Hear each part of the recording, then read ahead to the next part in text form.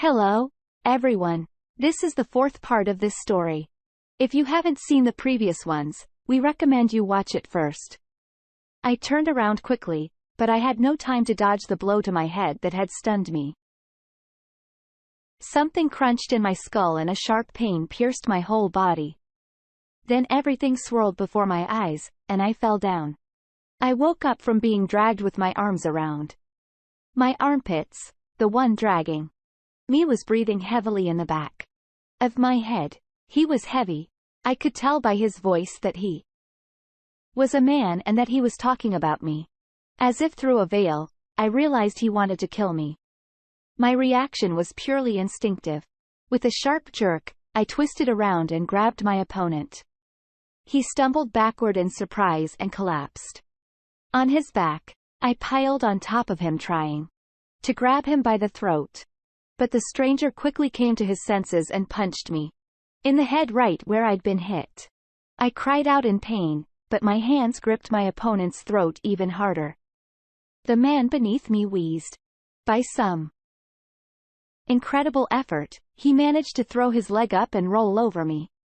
We rolled toward the lake and plunged into the still unfrozen strip of water near the shore. Falling down, my opponent had managed to get above me and was now trying to strangle me. I clenched my fists and punched the man in the ears from both sides. My opponent was distracted for a moment and loosened his grip at that moment. I fumbled for the knife on his belt. I plucked it from its sheath and stabbed the man several times under the ribs. He opened his mouth wide in pain and slowly crawled to his side. I crawled ashore, spitting up and gulping greedily for air. The man was no longer moving. Leaving the man's body lying there, I cautiously made my way toward the house. Putting my hand under my arm, I pulled out my gun. I tried to move as quietly as possible, but I slipped on the stone steps and hit my foot. The pain had a sobering effect on me. I suddenly felt cold. Water was dripping off my wet clothes, turning into icicles in the cold. The light in the house was on and the half-opened door smelled warm. I peered cautiously into the living room. There was a man sitting in a wicker armchair with his back to me in front of the fireplace. To his left, tied to a chair, was Inga. Blood was dripping from her smashed lip onto her blouse.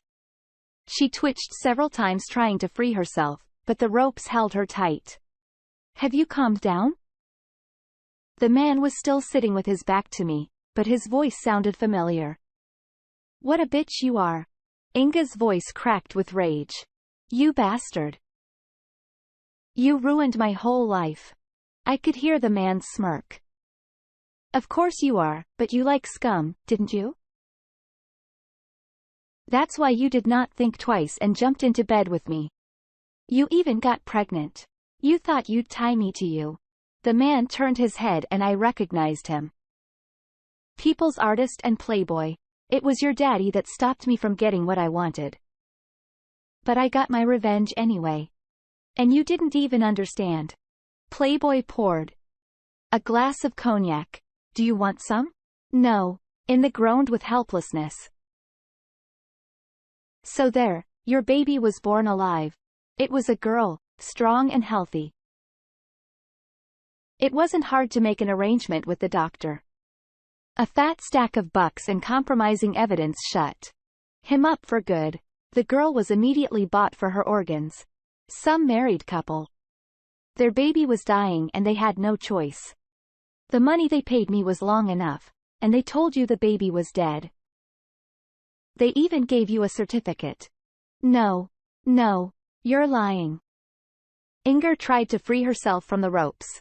I've never seen a man scream like that. You don't have to believe it if you don't want to. I told you this because you're doomed. We already finished your lover, and soon you'll join him. There's enough room in the ice hole for all of us.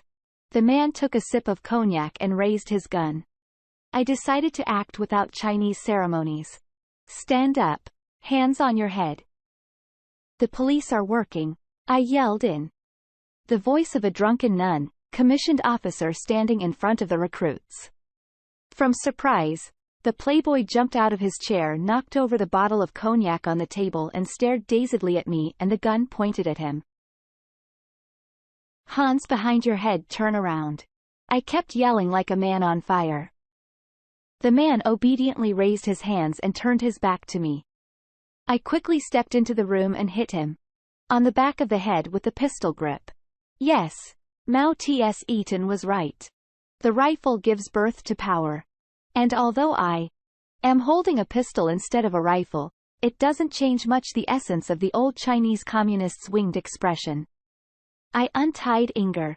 She looked at me with dazed eyes, not knowing where she was. Yes. After such a man could go crazy, and here a woman and even a mother. I forcibly poured some brandy into her mouth and laid her on the couch, covering her with my jacket. I sat the playboy's flaxed body in an armchair and tied his hands to the armrests. Then I undressed and hung my clothes on the chair in front of the fireplace, letting them dry for a while. I put a gun on their table to complete the image. Imagine the picture. Me sitting in just my swim trunks in front of a clothed alpha male. A super spectacle. The perverts were drool.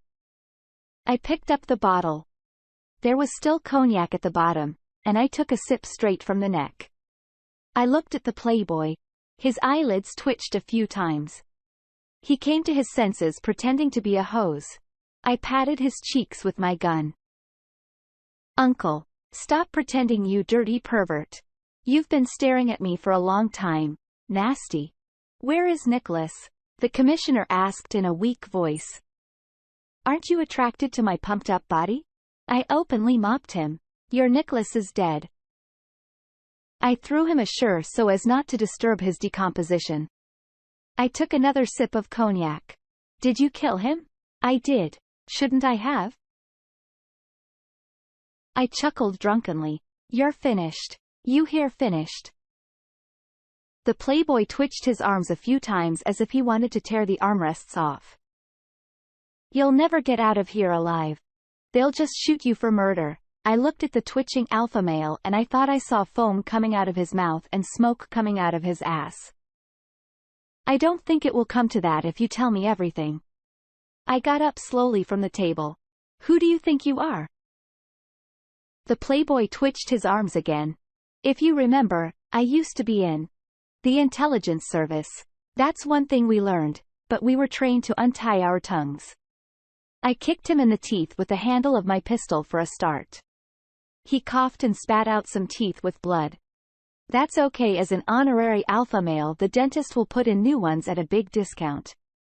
After an hour of a bit of hilarious interrogation, I knew everything, including the role of Valentina, the maid.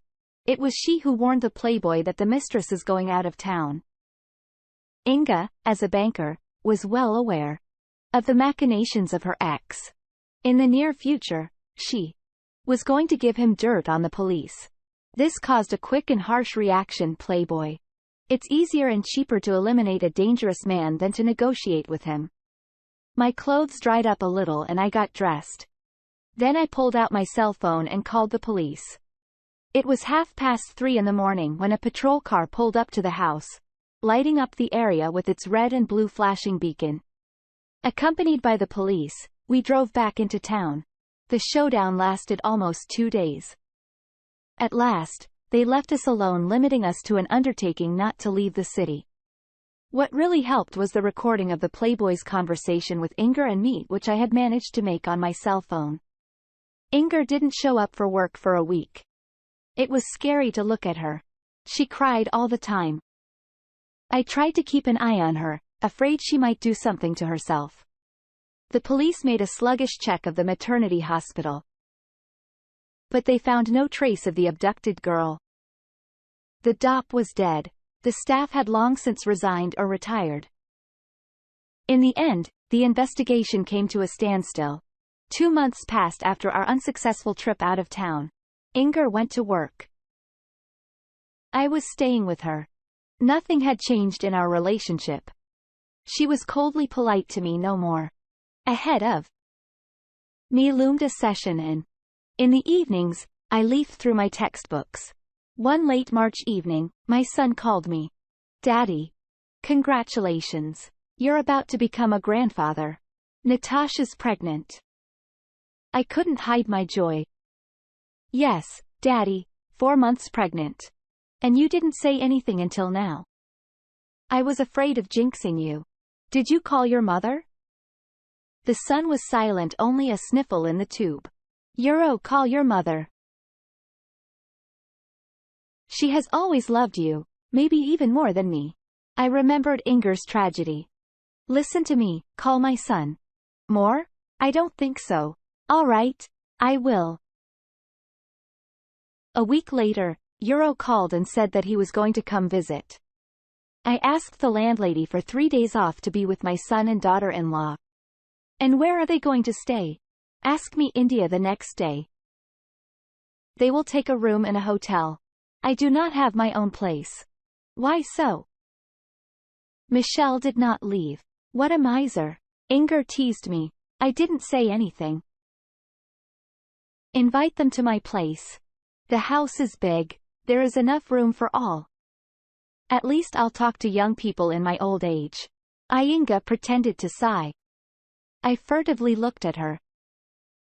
Inga has not provoked me all this, but I knew that this is just a lull and eventually I will not resist and dive under her blankets.